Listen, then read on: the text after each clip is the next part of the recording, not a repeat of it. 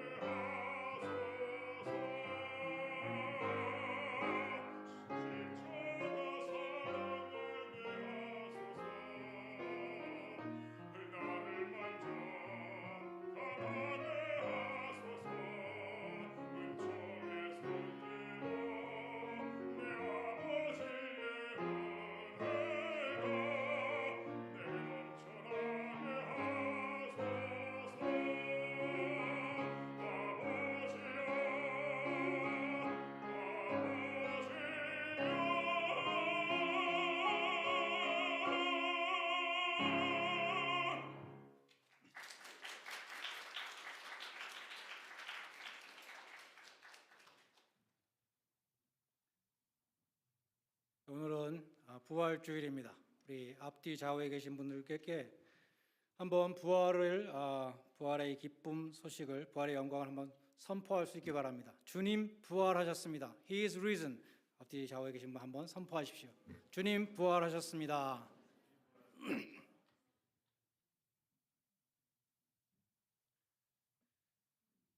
우리는 사도신경을 통해서 예수님의 십자가와 부활을 고백합니다. 사도신경을 영어로 보면 예수님이 crucified, died, was buried, 그 다음에 descended into hell 이라는 구절이 있고 그 다음에 rose again으로 이어집니다. 우리가 예배 시간마다 고백하는 한글 신앙 고백에는 십자가에 못 박혀 죽으시고 장사한 지 사흘 만에 다시 살아나시며 라고 되어 있습니다.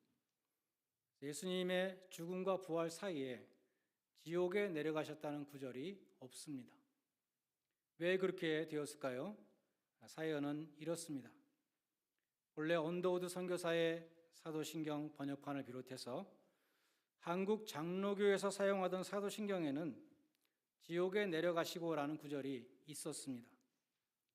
그러나 감리교가 사용하던 사도신경에는 그 구절이 없었습니다.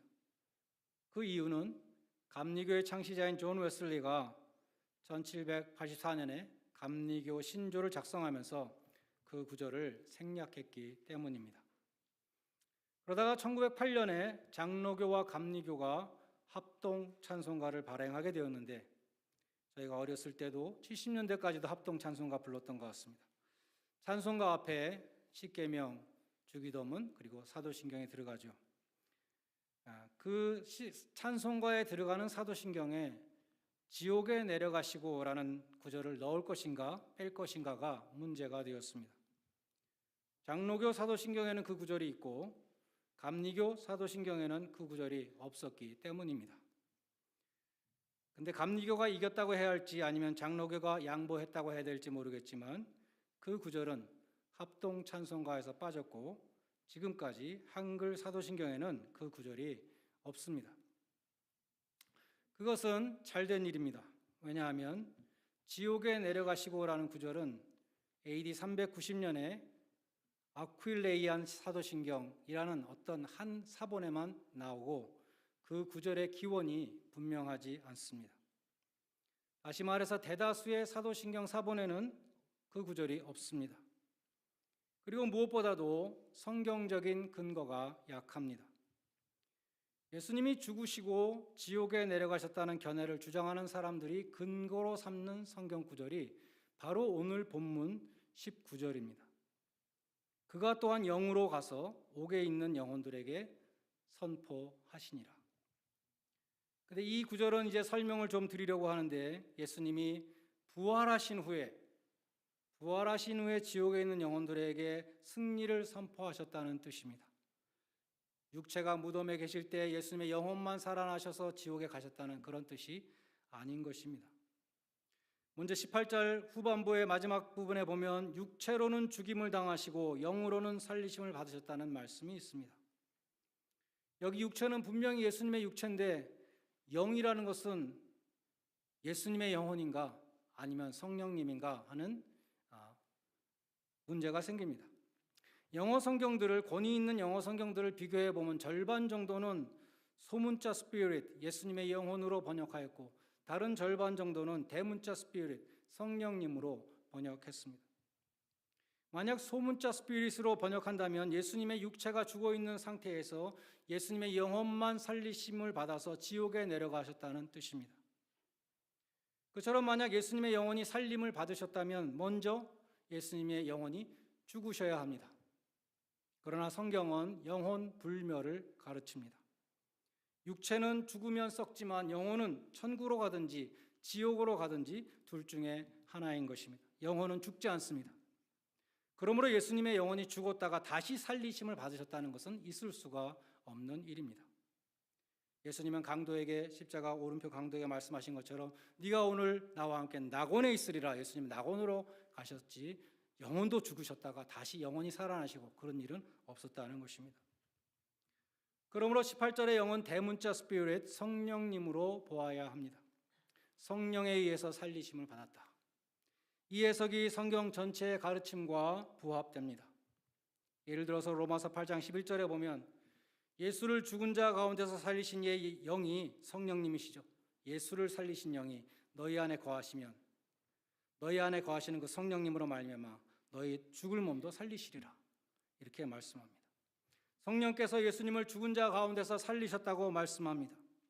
그러므로 오늘 본문 18절 후반부도 육체로는 죽임을 당하셨으나 성령에 의해서 성령의 능력으로 살리심을 받았다. 이렇게 번역해야 하는 것입니다. 다음으로 성경에서 가장 난해의 구절로 꼽히는 19절입니다. 그가 또한 영으로 가서 옥에 있는 영들에게 선포하시니라. 여기 다시 영으로 나른 in spirit이라는 구절이 나옵니다. 18절의 영이 성령님이시라면 19절의 영도 성령님으로 일관성 있게 보아야 합니다. 성령을 통하여 지옥에 있는 영들에게 선포하셨다는 것입니다.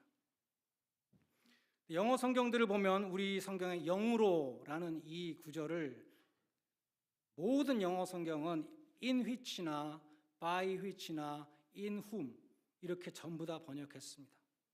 헬라어 성경의 en who를 직역한 것입니다. 이 in which가 무엇을 뜻하는지 정말로 많은 견해가 있습니다. 성경의 가장 난해 구절이니까요. 너무나 복잡해서 제가 이것저것 보다가 인공지능에게 물어보았습니다. 그 다양한 견해들을 단 1초 만에 종합을 해서 제가 정말로 찾고 있었던 그 답을 한 문장으로 딱 나왔습니다. 기가 막히게. 베드로전서 3장 19절의 in which는 예수님이 성령의 능력으로 부활하신 상태를 가리킨다. 무서웠어요. 정말 공상과학 영화에서 인공지능이 인간을 지배할 거라는 게 정말 그렇게 될 것 같아요. 너무나 똑똑하기 때문에. 인공지능은 지금도 계속 배우고 있지 않습니까? 우리는 놀고 있는데. 예수님이 부활하신 상태로 지옥의 영들에게 승리를 선포하셨다는 뜻입니다. 그래서 NIV 성경에 보면 in which를 우리 성경엔 영으로죠. in which를 이렇게 번역했습니다. After being made alive 의역입니다. 예수님이 부활하신 후에 지옥을 향하여 하나님의 승리를 선포하셨다. 죽었다가 영혼만 살짝 살아나서 지옥에 갔다 오셨다는 그런 번역을 원천 봉쇄하기 위해서 After being made alive 이렇게 NIV 성경은 번역한 것을 여러분이 보면 알 수 있습니다. 19절의 지옥의 영들은 20절에서 노아 당시에 복종치 않던 자들이라고 말씀합니다. 갖가지 해석이 있지만 아마도 불순종한 사람들의 대표로서 노아 시대의 사람들을 제시하는 것이라고 생각됩니다. 노아 시대의 구원의 복음을 거부했던 사람들은 그리스도 이전에 불순종하고 죽었던 그 사람들 전체를 대표하는 것으로 볼 수 있습니다. 나아가서 22절은 그리스도의 승천을 말씀합니다. 예수님은 승리를 완전케 하시기 위해서 승천하셨다는 것을 보여주고 있습니다. 저는 하늘에 오르사 하나님 우편에 계시니 천사들과 권세들과 능력들이 저에게 순복하느니라. 예수님은 영광의 보좌로 다시 복귀하셨습니다. 우주를 통치하시는 영광스러운 자리에 다시 앉으셨습니다. 권세들과 능력들이라는 것은 천사들을 다른 말로 다시 표현한 것입니다. 주님은 하늘에 오르사 하나님 우편에 앉으셔서 천사들의 경배를 받게 되셨습니다. 영광스러운 승리의 자리로 복귀하셨고 영광스럽게 다시 높임을 받으셨습니다. 예수님이 십자가 고난을 당하실 때에 얼마나 많은 조롱과 비웃음을 당하셨습니까? 그러나 마침내 부활하사 하나님 우편에 앉으셨고 하늘에 있는 자들과 땅에 있는 자들과 땅 아래에 있는 자들 모든 무릎이 예수의 이름 앞에 꿇게 되었습니다. 무슨 말씀입니까? 예수님은 고난 끝에 영광을 취하셨다는 것입니다. 고난 후에 영광이 있다는 것입니다. 영어로 그런 말이 있다고 합니다. Bear the cross, wear the crown. 십자가를 진 후에 그 다음에 면류관을 써라. 십자가 후에는 면류관이 있습니다. 고난 후에 영광이 있습니다. 베드로전서 1장 3절과 4절에 보면 그처럼 썩지 아니하고 쇠하지 아니하는 천국의 기업을 받게 하시는 이 소망을 산 소망이라고 부릅니다. 그 천국의 소망이 헛된 소망이 아니라 살아있는 소망이 되는 근거는 예수 그리스도의 부활이다. 예수 그리스도의 부활이 없으면 우리의 부활, 천국 이런 것은 다 죽은 소망, 산 소망이 될 수 없습니다. 예수 그리스도께서 죽은 자 가운데서 부활하심으로 말미암아 우리를 거듭나게 하사 산 소망 있게 하시며 썩지 않고 더럽지 아니하고 쇠하지 아니하는 기업을 받게 하시나니 곧 너희를 위하여 하늘에 예비하신 것이니라. 죽은 자 가운데서 부활하신 주님은 우리에게 거듭남을 통해서 새 생명을 주셨습니다. 그리고 예수 그리스도의 부활은 우리에게 천국 영생과 부활의 소망에 생명력을 불어넣어 줍니다. 구원받은 성도들에게 주님의 부활은 산 소망의 근거가 됩니다. 오늘 부활주의를 지키는 여러분 모두에게 천국 영생과 부활의 소망이 나와 상관없는 죽은 소망이 아니라 산 소망이 되시기를 주님의 이름으로 간절히 축원드립니다. 기도하시겠습니다. 하나님 아버지, 십자가를 믿음으로 거듭나게 하사 저희들에게 새 생명 주신 것을 감사드립니다. 뿐만 아니라 예수 그리스도의 부활을 통하여 부활과 영생의 산 소망 주신 것을 인하여 무한 영광을 돌려드립니다.